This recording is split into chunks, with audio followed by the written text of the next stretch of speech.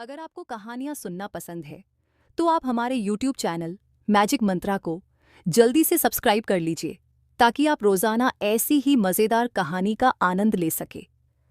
तो चलिए दोस्तों, आज की कहानी सुनते हैं जिसका शीर्षक है अनारकली।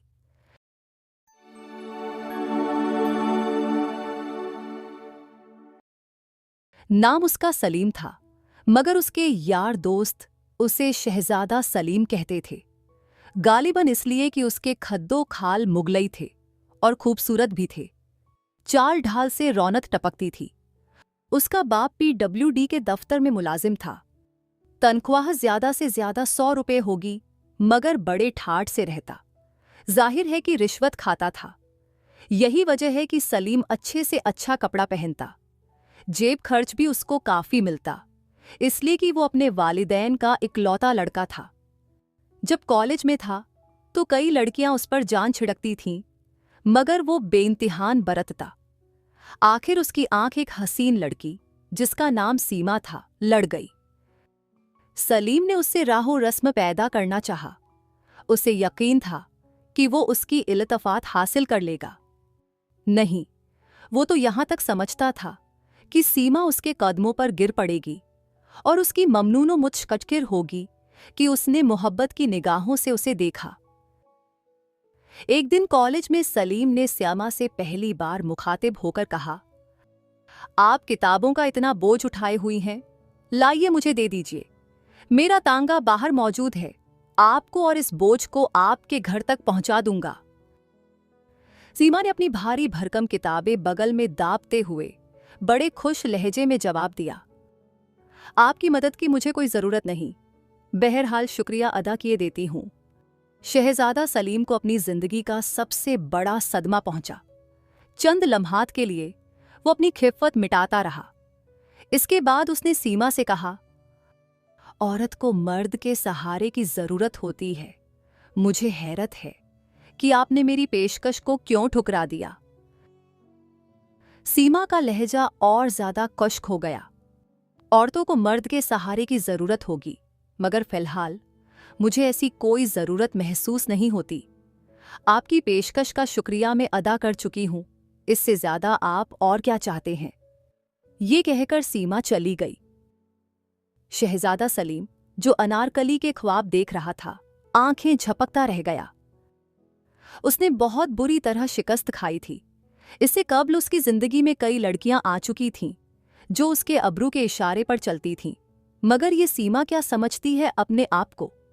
इसमें कोई शक नहीं कि खूबसूरत है। जितनी लड़कियां मैंने अब तक देखी हैं उनमें सबसे ज्यादा हसीन है, मगर मुझे ठुकरा देना ये बहुत बड़ी ज्यादती है। मैं जरूर इससे बदला लूंगा, चाहे कुछ भी हो जाए। शहजादा सलीम ने उससे बदला लेने की कई स्कीम बनाई, मगर बार साबित न हुई। उसने यहां तक सोचा कि उसकी नाक काट डाले। ये वो जुर्म कर बैठता, मगर उसे सीमा के चेहरे पर ये नाक बहुत पसंद थी। कोई बड़े से बड़ा मुसव्विर भी ऐसी नाक का तसव्वुर नहीं कर सकता था। सलीम तो अपने इरादों में कामयाब न हुआ, मगर तकदीर ने उसकी मदद की। उसकी वालिदा ने उसके लिए रिश्ता ढूंढना शुरू किया। निगाह-ए-इंतिखाब आखिर सीमा पर पड़ी, जो उसकी सहेली की लड़की थी। बात पक्की हो गई, मगर सलीम ने इनकार कर दिया। इस पर उसके वालिदैन बहुत नाराज हुए। घर में 10-12 रोज तक हंगामा मचा रहा।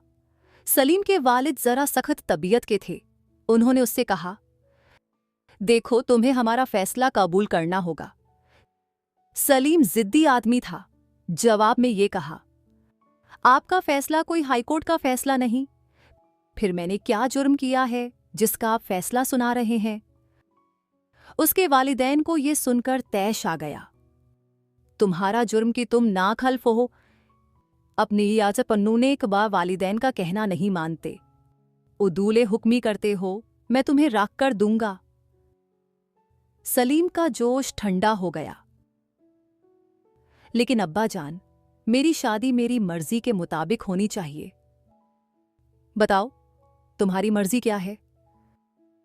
अगर आप ठंडे दिल से सुने तो मैं अर्ज करूं।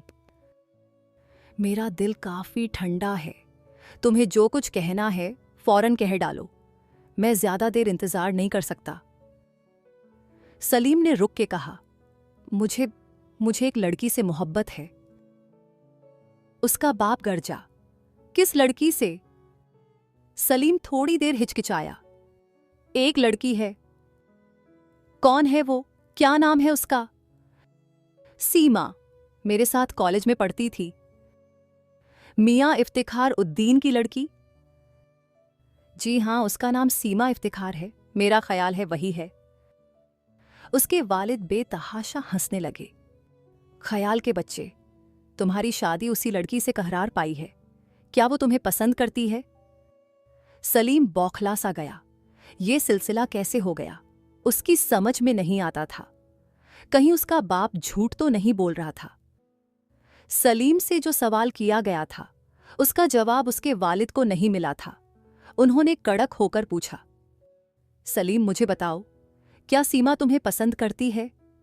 सलीम ने कहा, जी नहीं। तुमने ये कैसे जाना? उससे एक बार मैंने मुख्तसर अल्फाज में मोहब्बत का इजहार किया, लेकिन उसने मुझे तुम्हें दरखुरे एतीना न समझा। जी हां, बड़ी बेरुखी बरती। सलीम के वालिद ने अपने गंजे सर को थोड़ी देर के लिए खुजलाया और कहा, तो फिर यह रिश्ता नहीं होना चाहिए।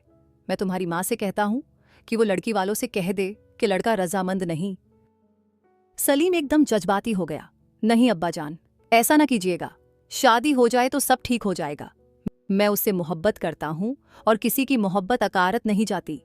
लेकिन आप लोगों को, मेरा मतलब है, सीमा को यह पता न लगने दीजिए कि उसका ब्याह मुझसे हो रहा है, जिससे वो बेरुखी और बेइतनाई का इजहार कर चुकी है। उसके बाप ने अपने गंजे सर पर हाथ फेरा। मैं इसके मुतल्लिक सोचूंगा, ये कहकर वो चले गए। उन्हें एक ठेकेदार से रिश्वत वसूल करनी थी, अपने बेटे की शादी के इखराजात के सिलसिले में। शहजादा सलीम जब रात को पलंग पर सोने के लिए लेटा तो उसे अनार की कलियां ही कलियां नजर आईं। सारी रात वो उनके ख्वाब देखता रहा। घोड़े पर सवार बाग में आया है, शाहाना लिबास पहने, अस्पताजी से उतरकर बाग की एक रविश पर जा रहा है। क्या देखता है कि सीमा अनार के बूटे की सबसे ऊंची शाख से एक नौखेज कली तोड़ने की कोशिश कर रही है। उसकी भारी भरकम किताबें जमीन पर बिखरी पड़ी हैं, जुल्फें उलझी हुई हैं और वो उचक उचक कर उस शाख तक अपना हाथ पहुंचाने की कोशिश कर रही है, मगर हर बार नाकाम रहती है। वो उसकी तरफ बढ़ा। अनार की झाड़ी के पीछे छुपकर उसने उस शाखर को पकड़ा और झुका दिया। सीमा ने वो कली तोड़ ली जिसके लिए वो इतनी कोशिश कर रही थी, लेकिन फौरन उसे इस बात का एहसास हुआ कि वो शाख नीचे कैसे झुक गई। वो अभी ये सोच ही रही थी कि शहजादा सलीम उसके पास पहुंच गया। सीमा घबरा गई, लेकिन संभल कर उसने अपनी किताबें उठाईं और बगल में दबा ली। अनारकली अपने जूड़े में उड़स ली और ये खुश्क अल्फाज कहकर वहां से चली गई, आपकी इमदाद की मुझे कोई जरूरत नहीं, बहरहाल शुक्रिया अदा किए देती हूं। तमाम रात वो इसी किस्म के ख्वाब देखता रहा। सीमा उसकी भारी भरकम किताबें, अनार की कलियां और शादी की धूमधाम।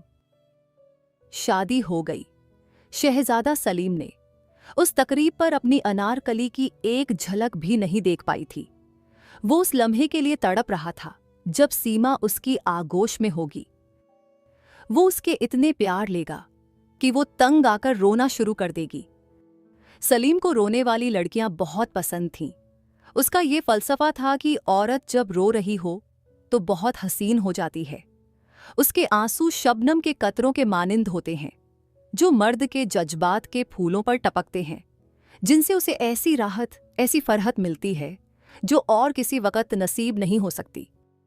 रात के 10 बजे दुल्हन को हुज्ल-ए-उरूसी में दाखिल कर दिया गया। सलीम को भी इजाज़त मिल गई कि वो उस कमरे में जा सकता है। लड़कियों की छेड़छाड़ और रस्म व रसूम सब खत्म हो गई थीं। वो कमरे के अंदर दाखिल हुआ। फूलों से सजी हुई मसहरी पर दुल्हन घूंघट काले रेशम की गठड़ी सी बनी बैठी थी। शहजादा सलीम ने खास एहतिमाम कर लिया था कि फूल अनार की कलियां हों। वो धड़कते हुए दिल के साथ दुल्हन की तरफ बढ़ा और उसके पास बैठ गया। काफी देर तक वो अपनी बीवी से कोई बात न कर सका। उसको ऐसा महसूस होता था कि उसकी बगल में किताबें होंगी जिनको वो उठाने नहीं देगी। आखिर उसने बड़ी जुर्रत से काम लिया और उसे कहा, सीमा। ये नाम लेते ही उसकी जुबान खुश्क हो गई, लेकिन उसने फिर जुर्रत फराहम की और अपनी दुल्हन के चेहरे से घूंघट उठाया और भौंचक्का रह गया।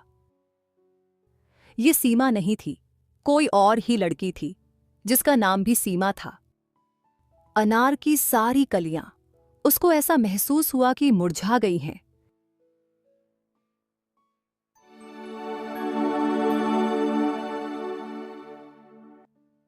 इस कहानी से हमें यह निष्कर्ष निकलता है कि जीवन में कभी भी आश्चर्य हो सकता है और हमें इसके लिए तैयार रहना चाहिए। सच्चाई, ईमानदारी, धैर्य, समझदारी, विश्वास और भरोसे की महत्ता इस कहानी में स्पष्ट रूप से दिखाई देती है। दोस्तों, आज की यह कहानी यहीं पर समाप्त होती है। आपको आज की यह कहानी कैसी लगी? कमेंट करके ज़रूर बताइएगा। और ऐसी ही मज़ेदार कहानियां सुनते रहने के लिए हमारे YouTube चैनल मैजिक मंत्रा को जल्दी से सब्सक्राइब कर लीजिए। धन्यवाद। जय हिंद, जय भारत।